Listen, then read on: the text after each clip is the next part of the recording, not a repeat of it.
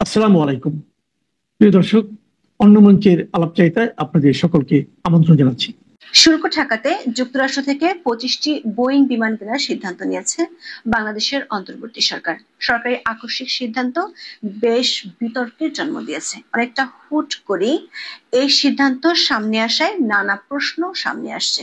অনেকে বলছেন অদ্ভুত উটের পিঠে চলছে দেশ। বিশেষ করে এই সিদ্ধান্তের পিছনে স্বচ্ছতার অভাব এবং বোয়িং এর সাম্প্রতিক নিরাপত্তা সমস্যা নিয়ে প্রশ্ন উঠেছে। সাম্প্রতিক সময়ে বোয়িং বিমান এত বেশি দুর্ঘটনায় পড়ছে যা দেখে অনেকেই মনে করছে এ যেন সাক্ষাৎ মৃত্যুদূত। বিশেষজ্ঞরা মনে করছেন এটি নিছক রাজনৈতিক একটি সিদ্ধান্ত। এয়ারলাইন্সের প্রয়োজন বিবেচনায় না রেখে উপর থেকে এরকম কেনাকাটা চাপিয়ে দেওয়াকে অদ্ভুত বলছেন এভিয়েশন খাত সংশ্লিষ্টরা। তবে বাণিজ্য মন্ত্রণালয় একে মার্কিন শুল্ক প্রতিরোধের একটি কৌশলগত পদক্ষেপ হিসেবে উপস্থাপন করছে। প্রশ্ন উঠেছে, গমের পর বেশি দামে ও প্রয়োজন না থাকা সত্ত্বেও এতগুলো বিমান কেনার সিদ্ধান্ত কেন নিল ডক্টর ইউনূসের সরকার? আবার আন্তর্জাতিক রুটে ফ্লাইট চালিয়ে শত শত কোটি টাকা লোকসান গুনতে হচ্ছে রাষ্ট্রীয় পতাকাবাহী সংস্থা বিমান বাংলাদেশ এয়ারলাইন্সকে। সেখানে নতুন করে এতগুলো বিমান কেন আনতে হচ্ছে? অন্যদিকে 2025 সালের জুন মাসে ডক্টর ইউনূস লন্ডনের সফরে এয়ারবাসের প্রতিনিধিদের আশ্বাস দিয়েছিলেন তাদের থেকে বিমান কিনবেন, যেটি বেশ ঘটা করে তার দপ্তর থেকে প্রচার হয়েছিল। এখন যদি আবার বোয়িং কেনার অর্ডার দেওয়া হয়, তাহলে সে আশ্বাস কি ডক্টর ইউনূসের নতুন ধাপ্পাবাজি? বিস্তারিত জানতে চলুন যাওয়া যাক বিশ্লেষণে। যুক্তরাষ্ট্রের সঙ্গে শুল্ক কমাতে শেষ মুহূর্তের আলোচনার প্রস্তুতি নিচ্ছে বাংলাদেশ। ঠিক তার আগেই মার্কিন বিমান নির্মাতা প্রতিষ্ঠান বোয়িং এর কাছ থেকে 25টি উড়োজাহাজ কেনার অর্ডার দিয়েছে সরকার। বাণিজ্য মন্ত্রণালয়ের কর্মকর্তারা বলছেন এটি একটি কৌশলগত পদক্ষেপ, যাকে বলা হচ্ছে ডিল সুইটনার, অর্থাৎ আলোচনায় ইতিবাচক প্রভাব ফেলতে পারে এমন এক ধরনের প্রস্তাব।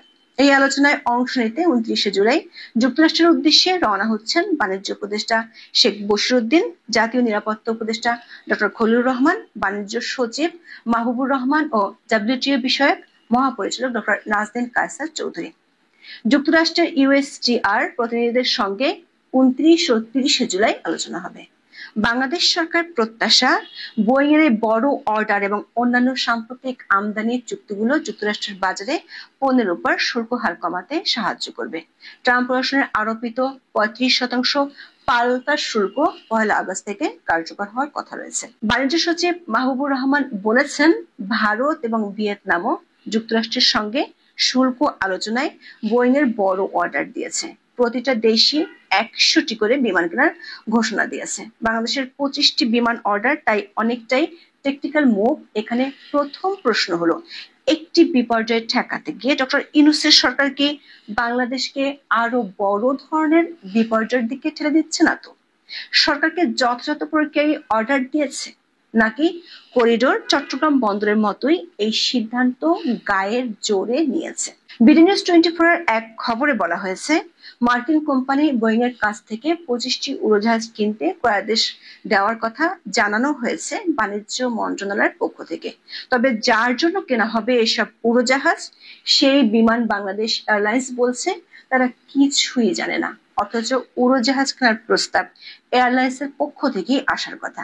এই সংক্রান্ত চুক্তিও হওয়ার কথা বিমানের সঙ্গে বোয়িং এর। এয়ারলাইন্সের প্রয়োজন বিবেচনায় না রেখে উপর থেকে এরকম কেনাকাটা চাপিয়ে দেওয়াকে অদ্ভুত বলছেন এভিয়েশন খাত সংশ্লিষ্টরা।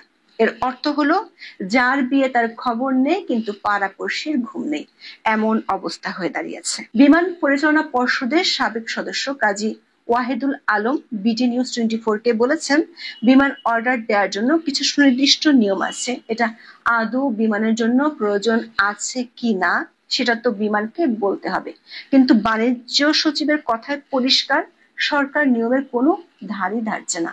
অতীতে বাংলাদেশে কখনোই বিমানের আর্থিক ও কারিগরি কমিটির রিপোর্ট ছাড়া বাংলাদেশে কোনো বিমান অর্ডার বা কিনেনি।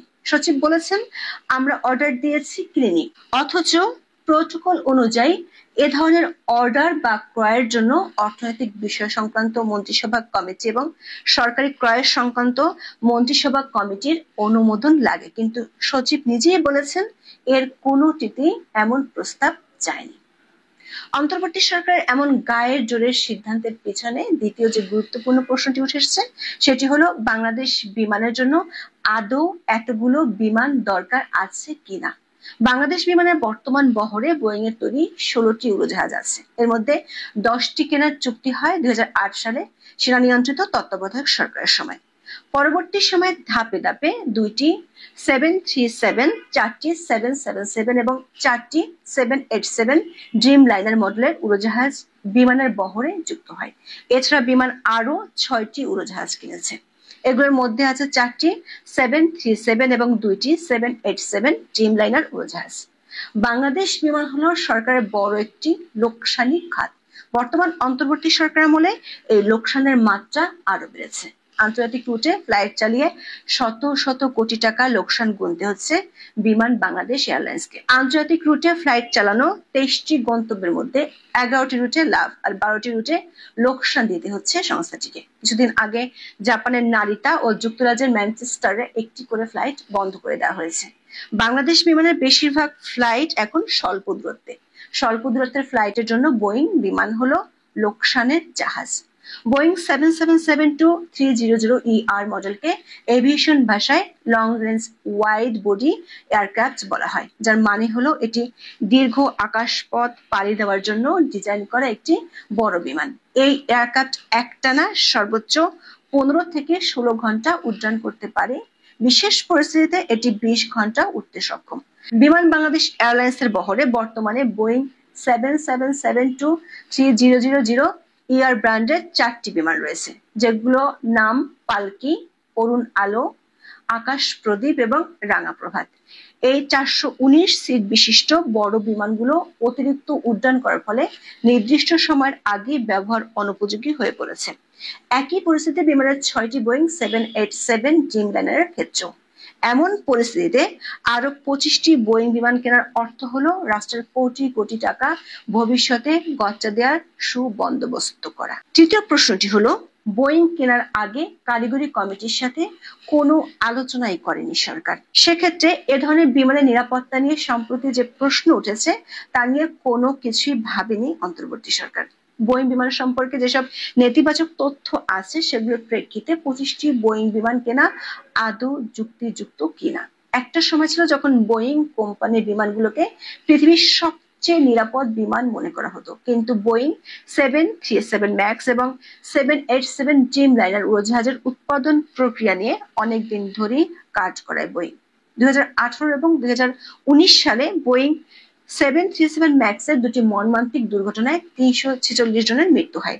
তারপর থেকে এ ধরনের বিমানে মারাত্মক নিরাপত্তা ত্রুটি নিয়ে বিশ্বব্যাপী প্রশ্ন ওঠে। 2025 সালের জুনে ভারতের আহমেদাবাদে একটি বোয়িং 787 ড্রিম লাইনার দুর্ঘটনায় 241 জনের মৃত্যু বোয়িং এর সুনামকে প্রশ্নবিদ্ধ করেছে। বিভিন্ন সময়ে হুইসেল ব্লোয়াররা বোয়িং এর উৎপাদন প্রক্রিয়া নিয়ে প্রশ্ন তুলেছেন। এমনকি মার্কিন পরিবহন সচিব স্বীকার করেছেন বোয়িং এর প্রতি আমেরিকান জনসাধারণের আস্থা কমেছে। কোম্পানিটির অপারেশনাল অদক্ষতা আর উৎপাদন বিলম্বের জন্য এখন বেশিরভাগ দেশই বোয়িং বিমান কিনতে চায় না। সে তুলনায় এয়ারবাসকে অনেক বেশি নির্ভরযোগ্য মনে করা হয়। 2023 সালে শেখ হাসিনা সরকার আমলে বাংলাদেশ বিমান 10টি এয়ারবাস কেনার প্রতিশ্রুতি দিয়েছিল, যা ইউরোপীয় দেশ ফ্রান্সের সঙ্গে কূটনৈতিক সম্পর্কের অংশ ছিল। ফরাসি প্রেসিডেন্ট ম্যাক্রো নিজেই এই বিষয়টি সামনে এনেছিলেন, কিন্তু সেই চুক্তি এখনো আলোর মুখ দেখেনি। এমনকি ডক্টর ইউনূসও 1 মাস আগে এয়ারবাস কেনার কথা ঘটা করে প্রচার করেছেন। গত জুন মাসে ডক্টর ইউনূস লন্ডন সফর করেন। সেখানে তিনি এয়ারবাসের ঊর্ধ্বতন কর্মকর্তাদের সঙ্গে বৈঠক করেছিলেন। ওই বৈঠকে এয়ারবাসের জ্বালানি সাশ্রয় A321 নিও এবং A350 মডেলের বিমান কেনার বিষয়ে আলোচনা হয়। তাহলে ওই বৈঠক এবং তার প্রচার কি ডক্টর ইউনূসের ধাপ্পাবাজির একটি অংশ ছিল?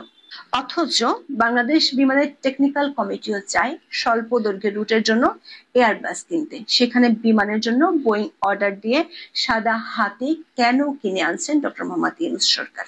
সবচেয়ে বড় প্রশ্ন, এতগুলো বিমান কেনার সামর্থ্য বাংলাদেশের আছে কিনা। বর্তমানে একটি বোয়িং এর দাম 950 থেকে 1200 কোটি টাকা।